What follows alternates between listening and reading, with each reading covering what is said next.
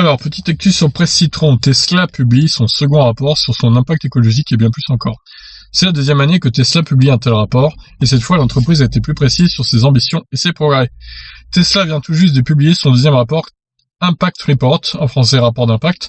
Dans cette nouvelle version, le constructeur américain a ajouté un grand nombre de données plus fascinantes les unes que les autres. On retrouve notamment des informations sur l'efficacité des véhicules, l'empreinte écologique au cours de la durée de vie et bien plus encore. Le premier rapport a été publié l'année dernière et avait pour objectif de mesurer l'impact de ses produits et de ses activités sur l'environnement et nos communautés.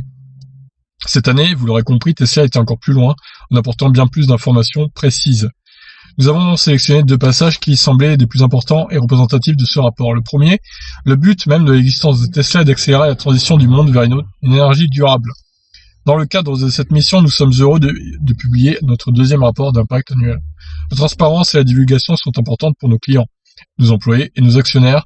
C'est pourquoi nous avons élargi le contenu du rapport d'impact de cette année. Ensuite, l'entreprise américaine surenchérit en déclarant: alors que de nombreux rapports environnementaux se concentrent sur les émissions générées par la phase de fabrication des produits et sur les objectifs futurs en matière de consommation d'énergie, nous mettons en évidence la totalité de l'impact environnemental de nos produits aujourd'hui. Après tout, la grande majorité des émissions générées par les véhicules aujourd'hui se produisent dans la phase d'utilisation des produits, c'est-à-dire lorsque les consommateurs conduisent leur véhicule. Nous pensons que le fait de fournir des informations sur les deux côtés de l'équation, fabrication-consommation, donne une image plus claire de l'impact environnemental des produits Tesla.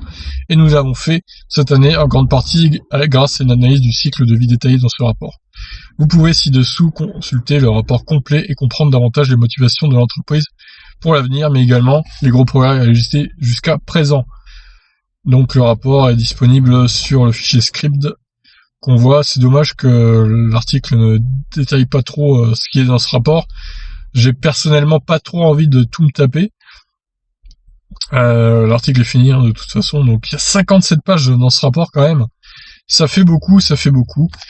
Donc si vous voulez vous le détailler vous-même, pourquoi pas, vous le lire en tout cas. Mais c'est vrai que c'est en anglais totalement et tout, c'est pas être simple à comprendre. Ça va être des informations assez denses, donc je vais pas faire ça dans cette vidéo. Voilà, écoutez, je vous laisse réagir. Essayez de voir si vous pouvez sortir des trucs de ce rapport. Je vais essayer de le mettre en lien dans la description au pire, comme ça tout le monde pourrait y accéder facilement. Allez, je vous laisse. Ciao.